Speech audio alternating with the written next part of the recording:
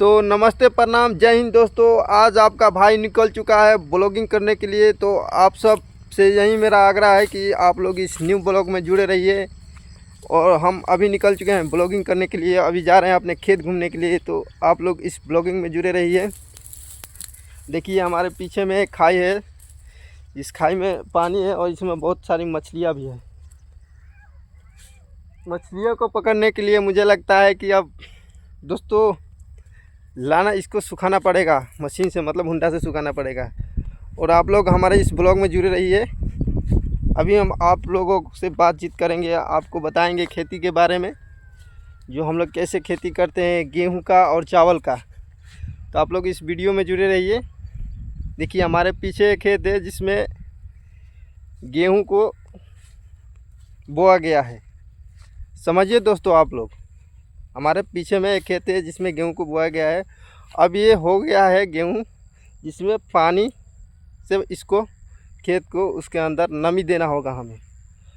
तो अभी के समय में शायद मेरे पीछे एक भी लोग नहीं है। अभी मैं अकेला ब्लॉगिंग करने के लिए आया हूँ अपने कहाँ पर, अपने खेत के साइड में।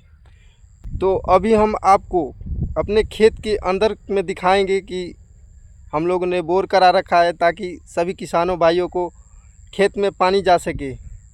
अभी बढ़ते हैं आगे की तरफ, तब तक हम आपको आगे का नज़ारा दिखाएंगे। बने रहिए हमारे इस ब्लॉग में।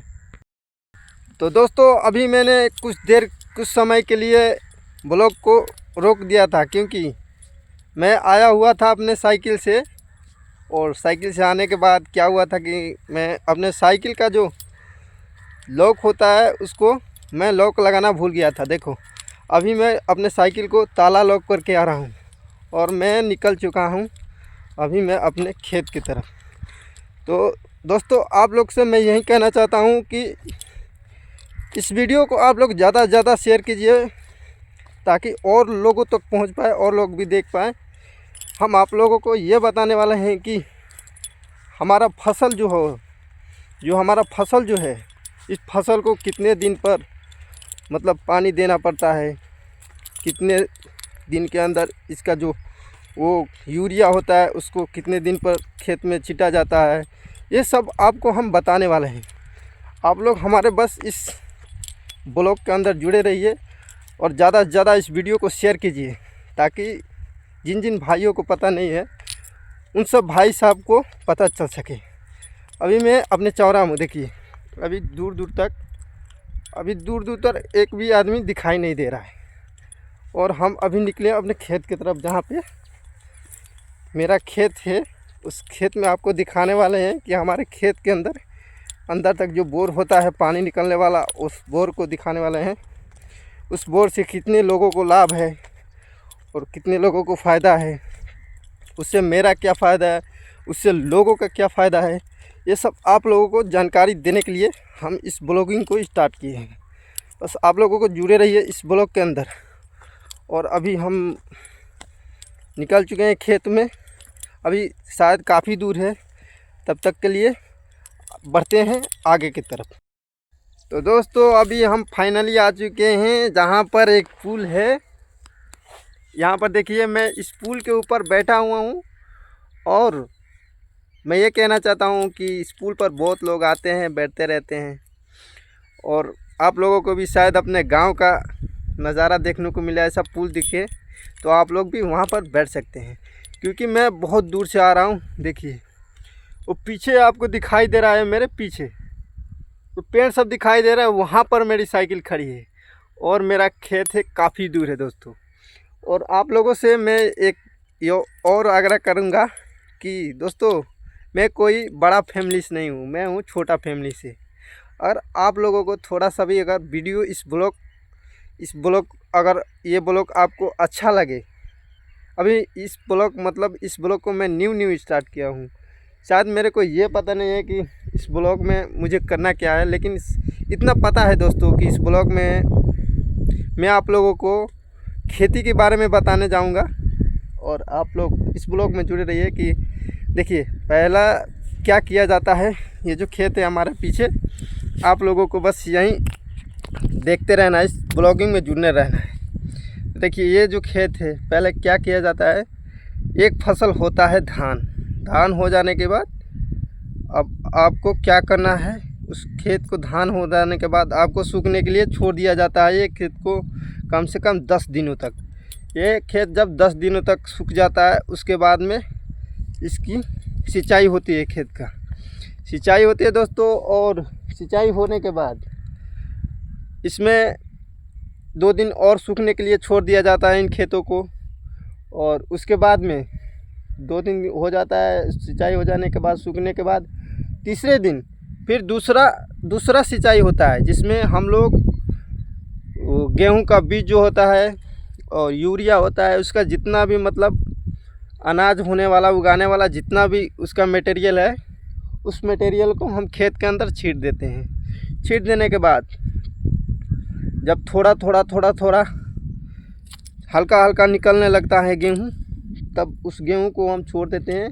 और जब वो गेहूं कम से कम 5 इंच या 4 इंच लंबा हो जाता है, उस गेहूं को फिर से हम पानी से खेत को पटोएंगे।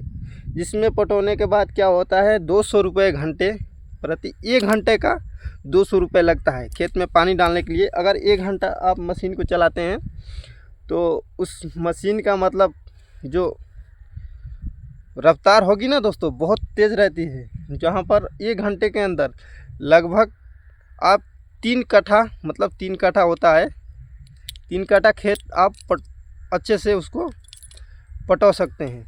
और पटो देने के बाद आपको क्या करना रहता है, खेत पार जाने के बाद और उसमें फिर से यूरिया डाला जाता है। मतलब आपको भाई 2 बार इस खेत को पटोना पड़ता है। और हाँ, तीसरा बात, इसमें मेहनत बहुत ज़्यादा है। अब इसमें आने के बाद से खेत में कुछ दिन बड़ा हो जाने के बाद गेहूं को, इसके अंदर का जो घास होता है, जो उसको गेहूं का फसल को अंदर से खोखला करने की कोशिश करता है वो घास, उस घास को आपको खेत के अंदर से निकालना होगा, जब ही आपका फसल सही से होगा। यह दोस्तों उसके बाद में आपका खेत जब साफ़ होगा धीरे धीरे, और 2 बार खेत को पटवा जाता है। अगर खेत में नमी है, नहीं तो आपको 3 बार भी पटवाना पड़ेगा। और मतलब 1 बीघा खेती करने के लिए एक समय में आपको कम से कम 12 से या 15 हज़ार तक आपका खर्चा आएगा। 1 बीघा खेती करने के लिए आपका 15 हज़ार तक खर्चा आएगा। उसके बाद अभी फिर दूसरे बार आप पहली बार पटवेंगे, उसका पानी अलग से लगेगा, दूसरे बार पटेंगे उसका पानी का पैसा अलग से लगेगा। उसके बाद में आपका इसका जितना मटेरियल रहता है बीज का उगाने वाला, वो सब आपको अलग से पैसा लगेगा। जी हाँ दोस्तों, आपने सही सुना है।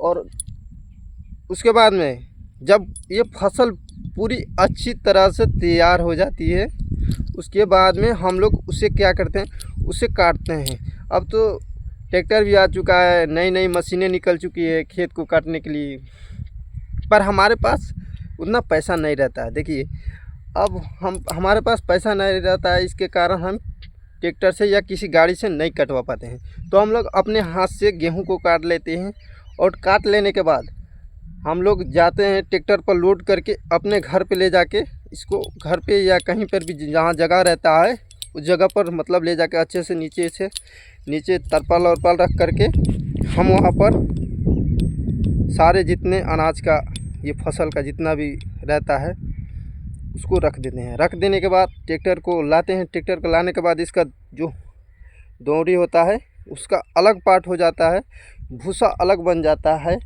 और फसल अलग निकल जाता है। जी हाँ दोस्तों, तो आप लोगों ने इस ब्लॉग से, इस वीडियो से क्या समझा, क्या सीखा, वो इस कमेंट में ज़रूर बताइएगा। और हाँ, पर खेती करने में बहुत मेहनत है। अगर आपको भी ये ब्लॉग थोड़ा सा भी पसंद आया होगा, अगर अच्छा लगा होगा, तो प्लीज़ भाई दोस्तों, आप लोगों से यही उम्मीद है, आप लोग से यही आग्रह है कि आप लोग इस ब्लॉगिंग को ज़्यादा से ज़्यादा शेयर करिए। तब तक लिए जय हिंद, जय भारत।